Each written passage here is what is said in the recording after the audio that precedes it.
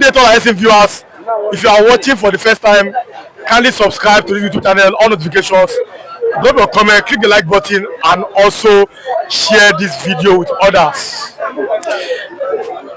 A politician from Israel is demanding for the immediate release of nnamdikanu, and there's a video to that politician's what he demanded. I have the video, and there was also a rally too about the release of nnamdikanu across Europe. I will show you the video of that Israel politician and also the rally. There's a video to that, but that's not the issue. The issue is that this morning, what's the connection between the Igbo people and the Israeli people? Why are they always demanding for the release of nnamdikanu? Good morning, good afternoon, good evening, and good night, wherever you're watching us from. I remember the Biafra, the Benjamin Johnson. Yes, it's Nachi, the one and the only Biafra. You cannot get them anywhere. Only but I. Now listen and listen very good. There is a chemistry that you cannot deny, and there is a chemistry you cannot destroy, because blood is thicker than water. How do I mean, and where am I coming from?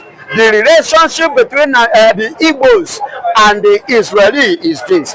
There are brothers and blood that linked and that was divided back in the years, back in the centuries and decades. You understand? It's like the two brothers, junior and senior, one miss their way, one go the other side, while the other one go the other side.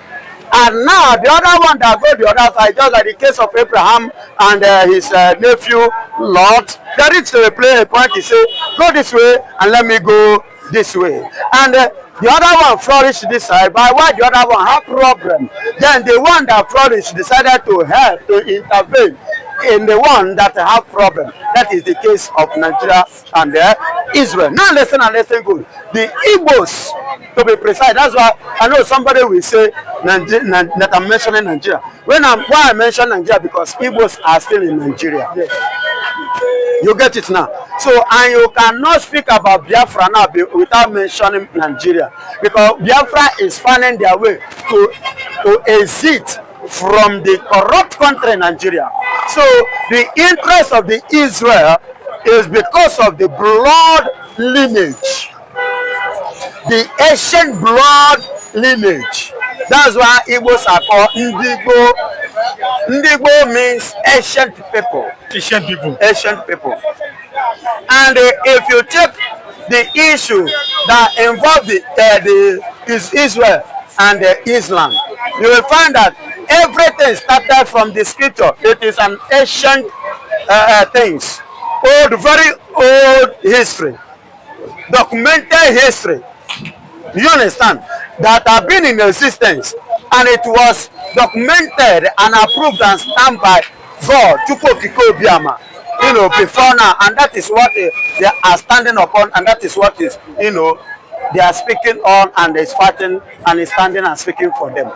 So the Igbos are those lost Israelis that find themselves that has fallen in the ashes of the Nigeria, Africa. You understand? So them now are that man that you saw in Israel, that politician that is pointing and voicing out for the freedom of Mazi nnamdikanu. And I've seen it that this is our brother. Remember some years back, some Israelis visited Nigeria, Anambra to be precise.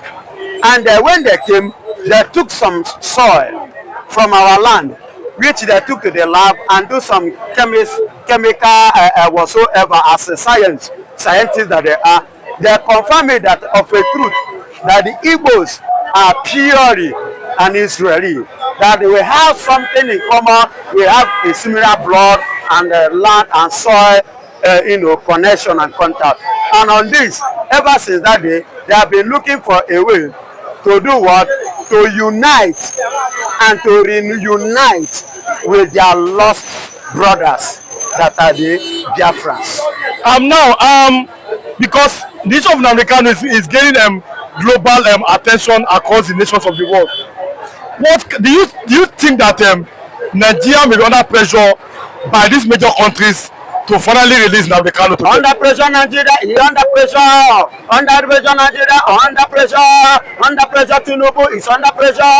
Under pressure, the country is under pressure. Yes. Nigeria should be under pressure because they are already under pressure. Bang, bang. Things are not working already. They are under pressure because Mazi NNAMDIKanu is man that have not committed any crime. But I want to say something here. You know, because the thing is baffling me, it's disturbing my spirit, it's disturbing my soul, and it's disturbing my mind as a human. How can you kidnap somebody? And kidnapping is a criminal offense. So, Buhari said that NNAMDIKanu was arrested from Kenya. Not that it was. Buhari said that yes. It was a kidnapping case. He was kidnapped. And how can you kidnap somebody at the same time charge the person for terrorism?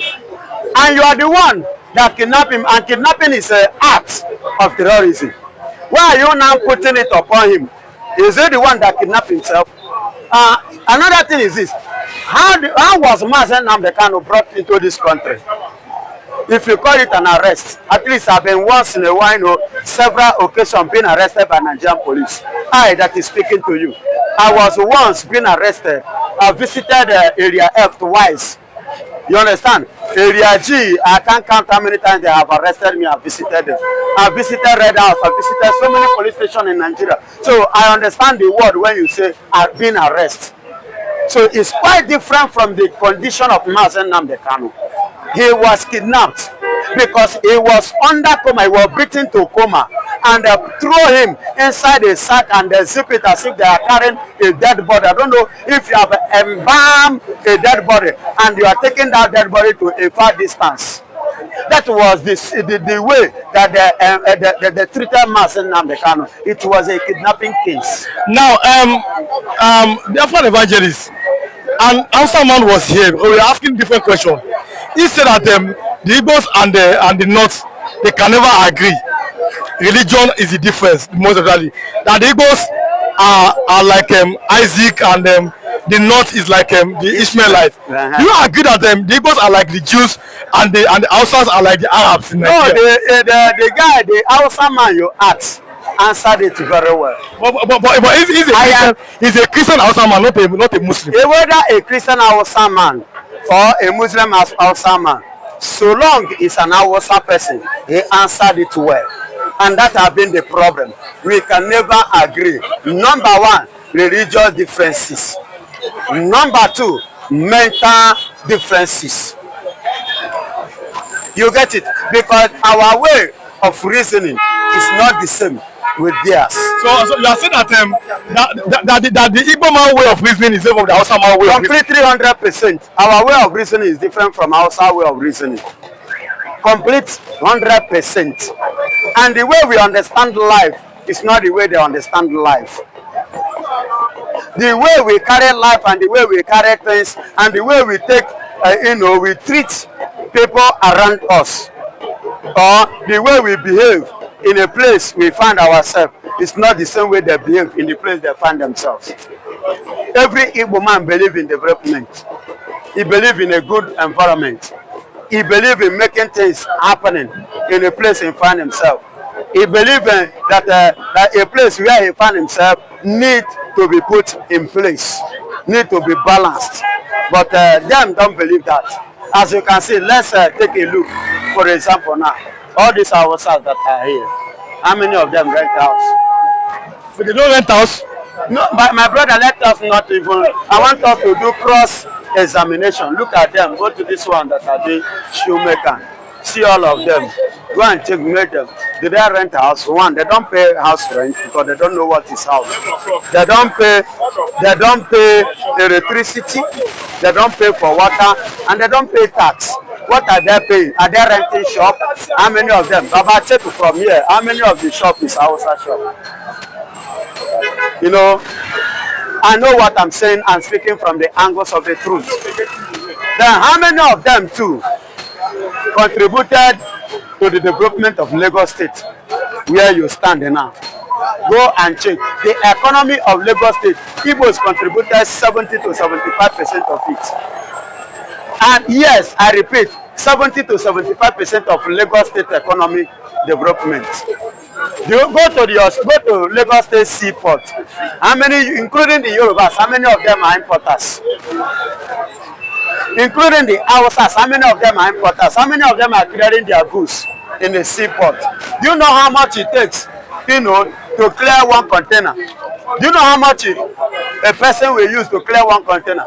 Currently, as it stands now, if you don't have up to 24 million, you cannot clear a container. Because a lot of viewers are aware to see the Israeli man that spoke on nnamdikanu's release, and the rally that was held in Europe for nnamdikanu. I will allow you to see the video now, so that we can come back and then continue our discussion. I believe that Israel still continues with this path of supporting its friends, its allies, its family. And just like we did that in 1967, Israel supports and does what it can. I did hear that Mr. Kanu was in Israel, in Jerusalem, before he was abducted and disappeared from the public's eye.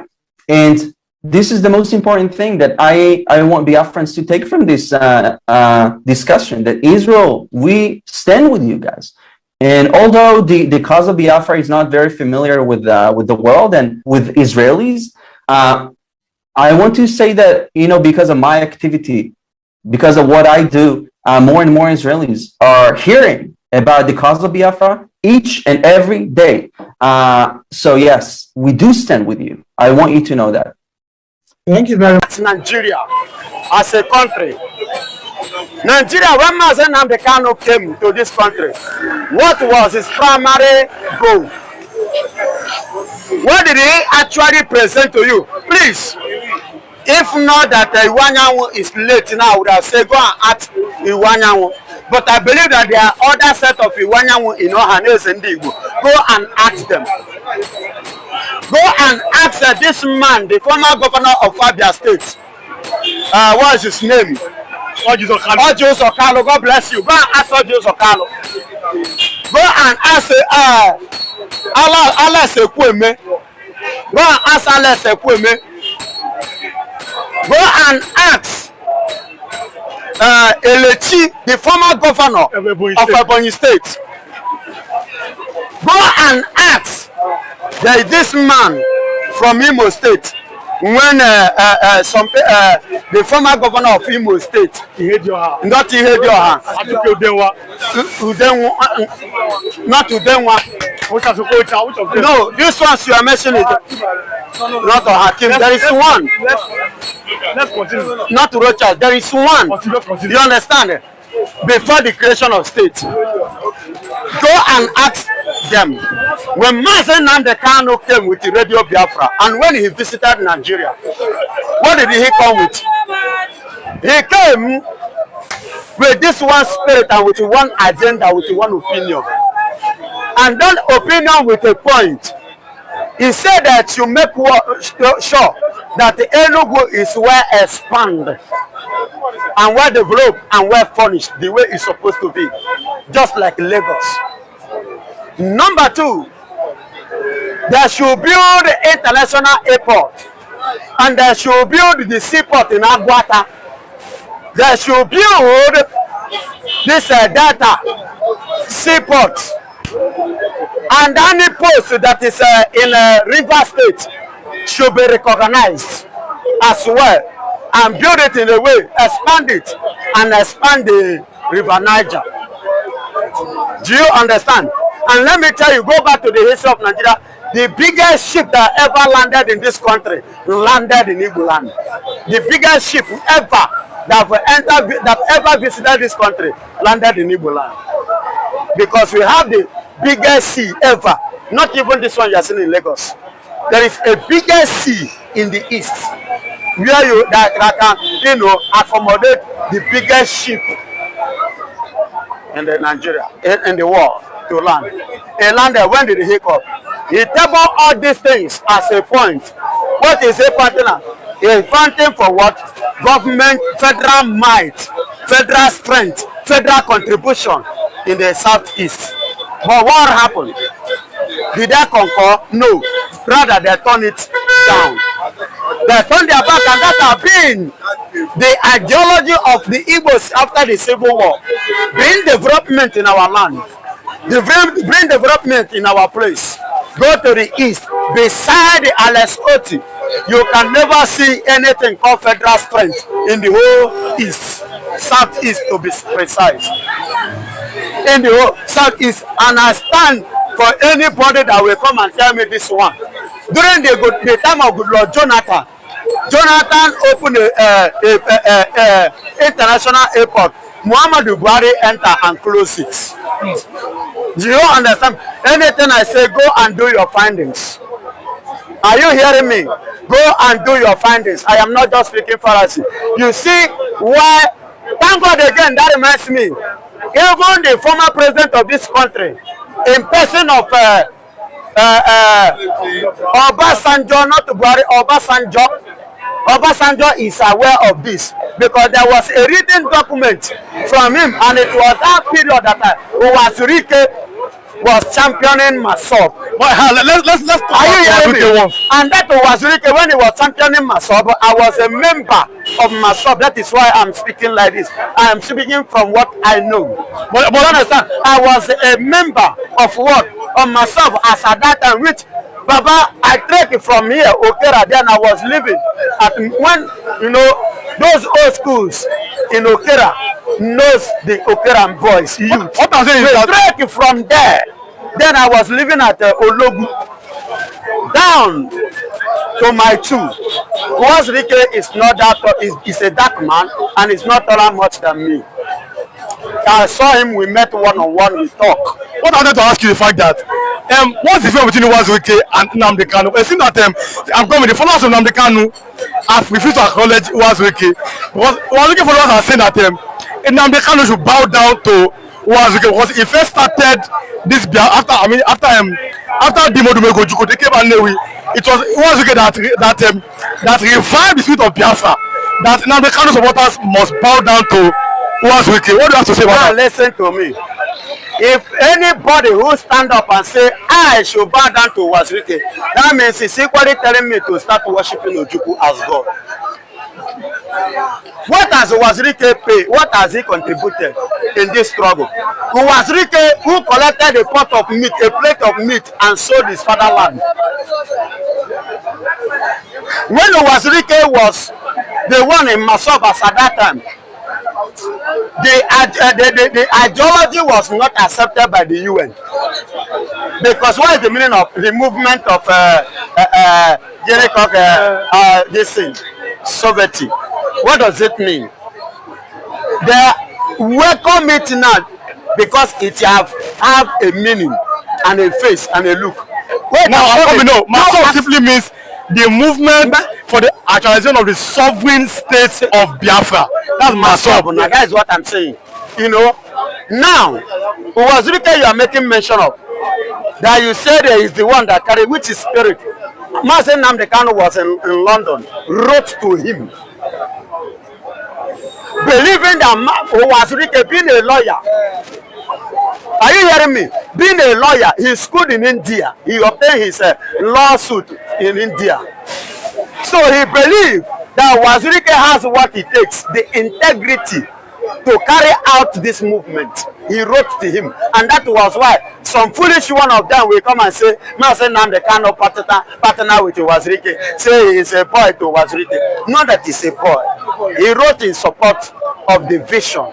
But Uwazurike unknowingly to us and Mazi nnamdikanu, Uwazurike came. It was the tenor of Obasanjo that Uwazurike came up, and he was arranged by Obasanjo. And what is allegation? Arranged, not allegation, Baba. I'm telling you facts. There are more to this. When he was arranged and I was arrested, just the same way they arrested Mazi nnamdikanu previously. So when he was arrested, right there in the cell, he negotiated with Nigeria, and he surrendered the ideology to Nigerian government, of which he was in the cell when his mother died. I mean, Uwazurike mama. When Uwazurike mama died, Uwazurike there inside cell, they cried. They cry saying Mama died. They had to surrender and give up everything. And the Federal Republic of Nigeria was written 1 million naira for his mother's burial. Baba, quote to me now, Obasanjo give him. Obasanjo give him 1 million naira. And they accepted. And he Yeah, it's a wonderful edition of Politics on the Street today. Today, it's no news that Dr. Ngozi Orabueze is set to commission the first Biafra Washington Embassy. Some persons are of the view that what has Dr. Ngozi Orabueze done to the history and to the struggle. Now she's bringing what she has done, that Donald Trump is set to commission this embassy. And so and then we've seen some persons come out to say that that embassy is just a jamboree, such thing will never come into reality, such thing will never come into existence. But the truth of the matter is that these people, are they not tired of the Fulani killings, mines in Nigeria? Are they not tired? Just of recent, some days ago, the Fulani invaded Plateau State and killed over 16 people. Plateau State is now a mine zone whereby the Fulani can easily perpetrate their acts. And now nobody, even the government, is not coming out to condemn this killing. We don't know if the government indirectly or directly, they are the ones sponsoring this killing. And now we've seen someone who has taken over this freedom, this agitator, all to ourselves to make it a reality. And yet some persons are still coming out to condemn this woman, saying that this woman cannot lead the Biafra struggle. Then tell me, who is then fit to lead the struggle? Now that Mazi has been given some restrictions of social media, and now we've seen someone who has come out of our own free will to lead this struggle. And some Igbo leaders are saying that will not become a reality. What does the Ohaneze Igbo really want? What does the Igbo's elders who have been bribed